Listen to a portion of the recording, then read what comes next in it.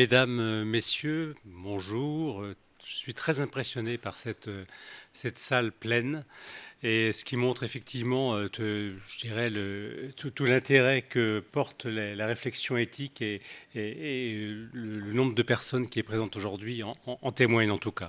Je voudrais commencer par rappeler la vision de l'OMS sur la santé sexuelle, avec des mots qui sont tous, je trouve, très, très bien choisis. La santé sexuelle est un état de bien-être physique, émotionnel, mental et social en matière de sexualité. La santé sexuelle exige une approche positive et respectueuse de la sexualité et des relations sexuelles, ainsi que la possibilité d'avoir des expériences sexuelles agréables et sécuritaires, sans coercition, ni discrimination, ni violence. Pour atteindre et maintenir une bonne santé sexuelle, les droits humains et les droits sexuels de toutes les personnes doivent être respectés, protégés et réalisés. Donc voilà la position de l'OMS.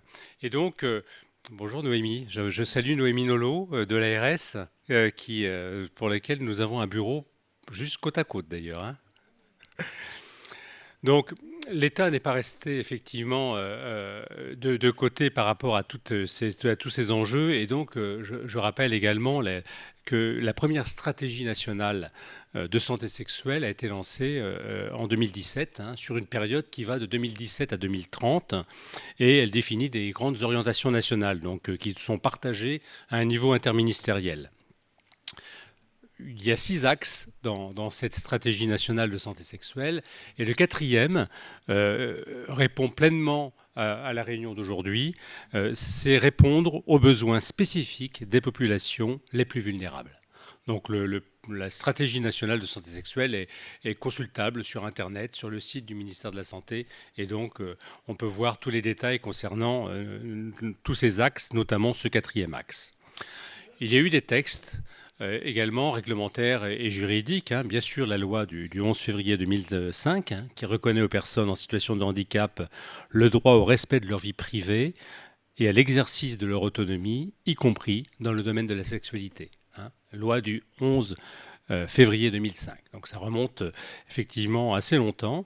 Et puis après, il y a eu des textes qui sont sortis effectivement, notamment une instruction, hein, de la Direction générale de la cohésion sociale le 15 octobre 2020 pour la mise en place des centres de ressources régionaux, hein. Et on a aujourd'hui effectivement le centre de ressources régionales Intime Agir qui est présent aujourd'hui à cette journée.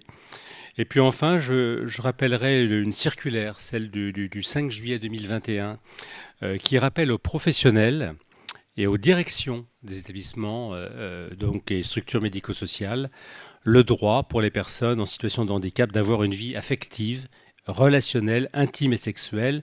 Et l'instruction donc promeut les bonnes pratiques et les outils à développer pour la mise en œuvre effective de ce droit.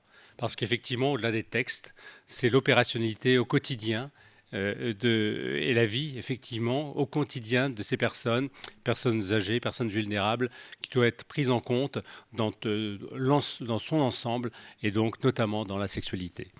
Donc, merci Miguel pour cette journée qui nous amène à réfléchir, hein, sur tous ces enjeux philosophiques, sociologiques, enfin, tout ce que l'éthique, effectivement, comporte.